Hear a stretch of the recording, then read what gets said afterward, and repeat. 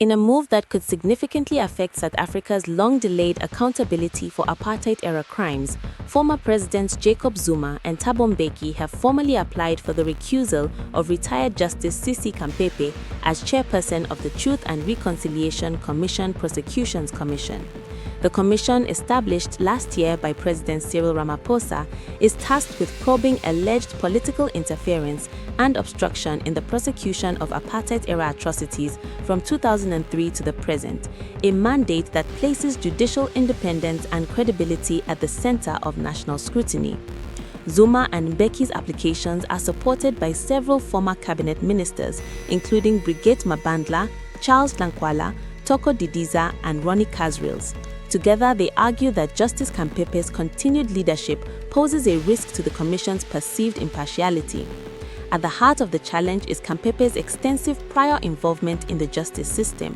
She previously served on the TRC Amnesty Committee and later held the position of Deputy National Director of Public Prosecutions, roles the applicants claim may create conflict of interest when assessing failures to prosecute apartheid-era crimes.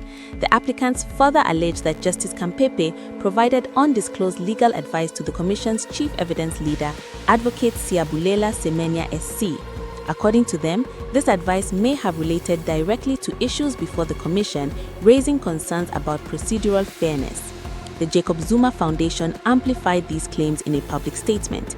Its spokesperson, Mzwanele Manyi, alleged that Khampepe offered strategic guidance to Advocate Semenya through his legal representative, Advocate Vas Sonny SC, on how to counter the very recusal application she was expected to adjudicate.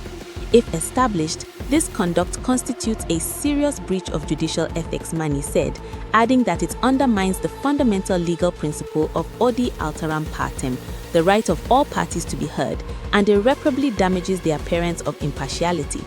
The foundation stressed that the application is not an attempt to derail accountability for apartheid-era crimes, but rather to ensure that the process is fair, lawful, and beyond reproach. Legal analysts note that the outcome of the recusal bid could shape the legitimacy of the entire commission, given the sensitivity of the cases under review, many of which involve unresolved killings, disappearances, and torture during apartheid. Even the perception of bias could weaken public trust. The recusal hearing is scheduled to take place on January 16, 2026 at the Saibono Discovery Center in Johannesburg.